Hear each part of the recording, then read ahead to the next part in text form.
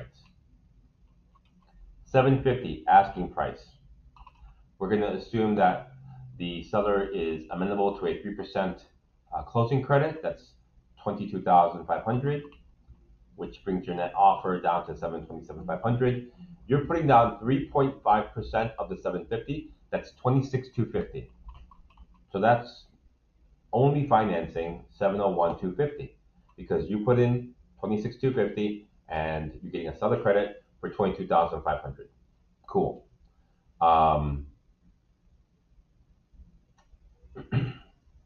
What's that gonna run you? An estimated note on around 700,000. It's gonna be around 6,000. Okay.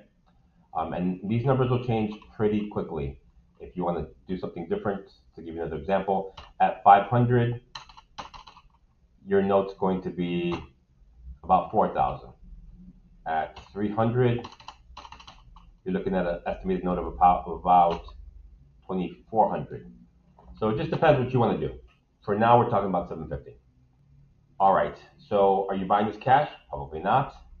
Are you doing 20%? Probably not. 3.5%. On top of the 26,250 that you're going to need for down payment, there's going to be some closing costs. That's tomorrow's video. Tomorrow I'll give you like at least a dozen things that go into closing costs. Your closing costs, if we estimate 3%, and your down payment, if we estimate 3.5%, you're at 6.5%, which is 48,750. You might be like, holy cow, I did not think buying a property would cost me 50 grand. Well, let's talk about that. That's why we're here. There will be some credits. The seller can give you a credit. The lender can give you a credit. The state can give you a credit.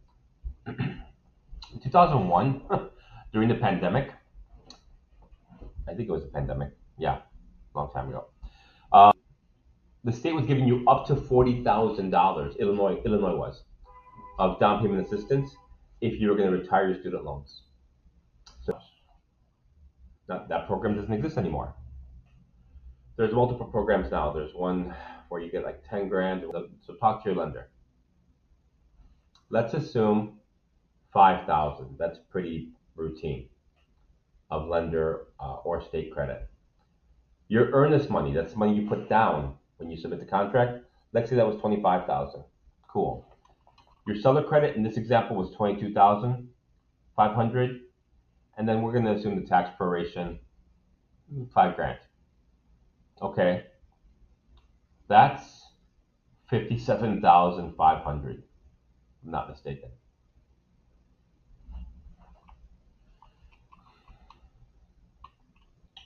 Your down payment and closing costs was 48,750. There's 57,500 on the table at the closing. We're going to give you the keys and the check for 8,750. Just to be clear, when we close, you're going to get the keys and the check for the overage. Now, on a monthly basis, you're cash flow positive on this deal because you got rent of 2,500 for unit 1, 2,500 for unit 2, 2,500 for unit 3. You're going to have to live somewhere and you're going to spend rent on that regardless, right? So for this example, I'm going to count what you would have spent normally anyway in housing, 2,500. If your note is about 6,000 and the income on the property is about 10,000, simple math.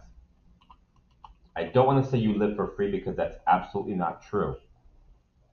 You're a housing provider. That means you have responsibilities. But look, if your rent right now is $2,200 and you've got the down payment, the 3.5%, you really should consider buying a property. And if this is not the right price point, it doesn't matter to me. We will buy whatever fits your needs, right? So in conclusion, this is how you can finance, this is how you can structure a deal for $750,000, putting down 3.5%. having an income property, which is amazing. It can be like your pension. It can fund your child's college tuition. There's a lot you could do with an income property. I'm not an accountant, but talk to your CPA. There are some significant advantages, is my understanding. So, thanks again for watching Café con Beto. We talk about real estate. I'm Beto. Whatever you need, Chicago real estate, you got a guy.